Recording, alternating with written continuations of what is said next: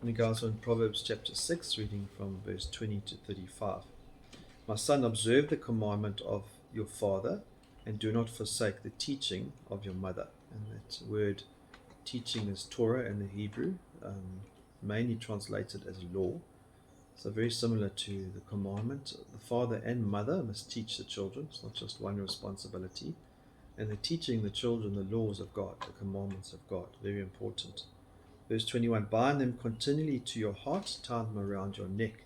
So it must be part of your life, but specifically not around your neck only, but the law must be in your heart, so that it governs your life from your heart and through your mind, and not just in your brain.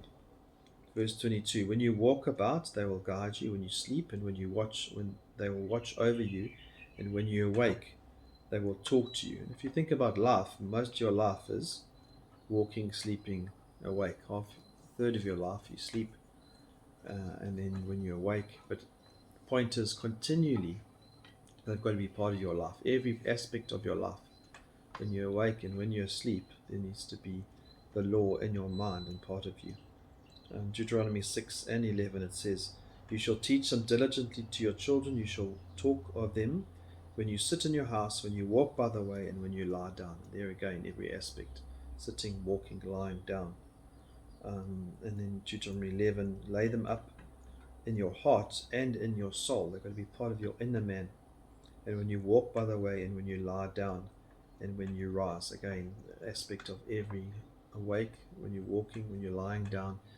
And godly folk will always, the first thing I think of as they wake up is they start to pray, and their mind is on the Lord.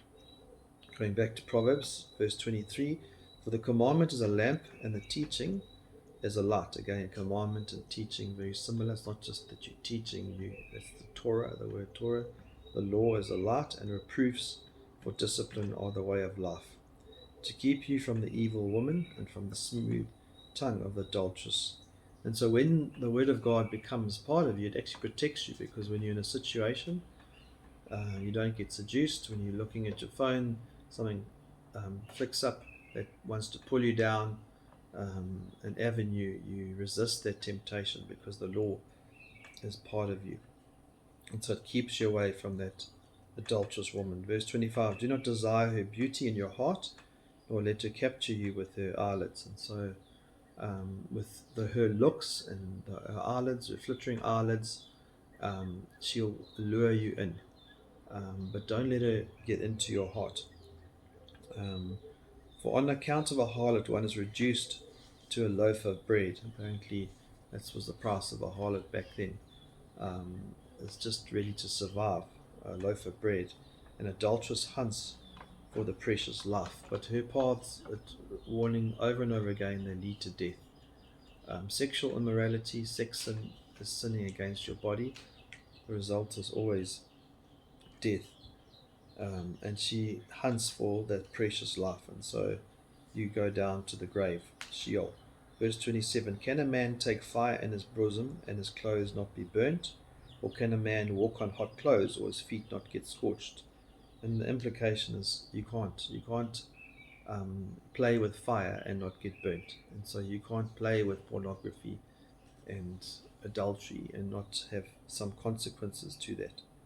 So is the one who goes to his neighbor's wife. Whoever touches her will not go unpunished. There is going to be consequences for that sin if you go into your neighbor's wife.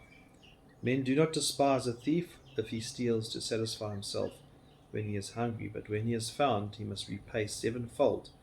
He must give all the substance of his house. And so the consequences, but also if you do mess up, you need to pay a lot extra. Don't just replace what you've messed up. There needs to be a sevenfold. Some cases it talks about a 4 or 5-fold paying back of what the problem was that you messed up with. Wounds and disgrace he will find, and his reproach will not be blotted out. For jealousy enrages a man, and he will not spare in the day of vengeance. And going back to the adulteress, not only does sex sin cause AIDS and venereal diseases and you die physically, but also the vengeance or the jealousy, the hatred that's stirred when there's an adulterous affair, Many of the murders today are, if at the root of it is some kind of adultery or sex sin that's been involved with that. Verse 35, he will not accept any ransom, nor will he be satisfied, though you give him many gifts. And so that specific sin, you can't just buy it back and say, oh, yeah, here, take this, take this. It's not going to satisfy that hatred and that vengeance and that jealousy that's been incurred by that adulterous affair.